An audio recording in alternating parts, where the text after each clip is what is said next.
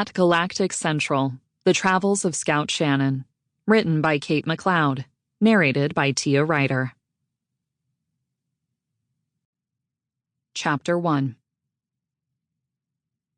Scout Shannon climbed in a steady rhythm. Efficient, but not so quick as to leave her short of breath. Life on Amathion had very seldom called for climbing, so it was a new skill for her. One that would have come in handy back when she was on Schneeheim. But it had taken coming to Galactic Central, the urban heart of the known universe, for Scout to really hone the ability to scale rock faces. She had climbed this particular slope more than any other, and her muscle memory was so good she didn't even have to look for handholds anymore. Her fingers already knew where to find them, and her toes knew every gap large enough to serve as a step.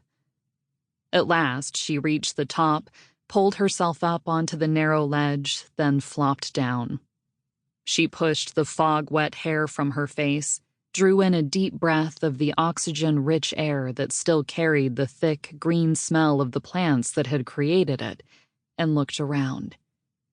No one should be looking her way. Not when she was clinging to the outer wall of one of the many citadels that floated on islands, remote from each other in this part of the cloud. But Daisy had pressed upon her the importance of always being vigilant, and Scout had taken the lesson to heart.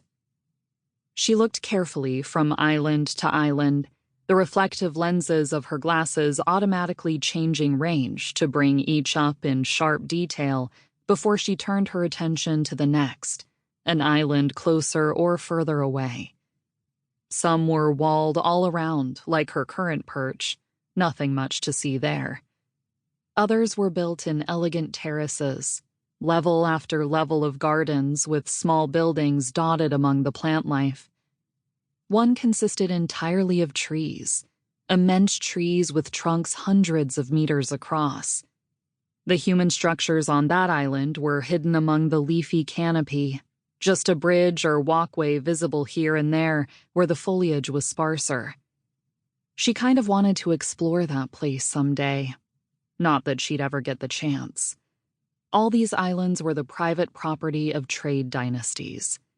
Trade dynasties who had entire armies of security people to keep the riffraff at bay. Scout knew the owner of the wall she was crouching on and had his permission to be there. But even still, she kept out of sight, only scaling as far up the wall as was necessary to see into the gardens of one of the terraced islands. Today she was early. No one was walking the paths yet. She reached into her pockets and pulled out a pair of gloves, then snuggled deeper into her jacket to wait. The vegetable smell of the air was so thick it was coating the back of her throat, like she was growing moss of her own back there. She tucked her nose inside her zipped-up collar, breathing in the more pleasant yet faint smell of her dogs that always lingered in her clothes. They would be missing her. They hated being alone. But there was no way to bring them with her. She didn't think they'd understood when she'd explained it. Well, she'd make it up to them just as soon as they left this place. The constant wind was chilling, especially wet as she was from her trip through the fog, and the stone beneath her resisted her body's attempt to warm it.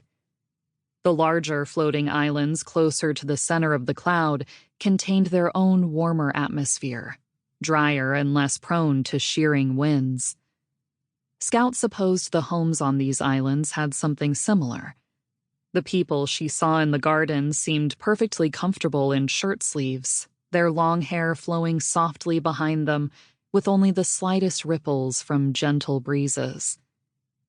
Outside the walls it was different, the opposite of warm and sheltering, but at least she could breathe. She could ignore any amount of cold and wet.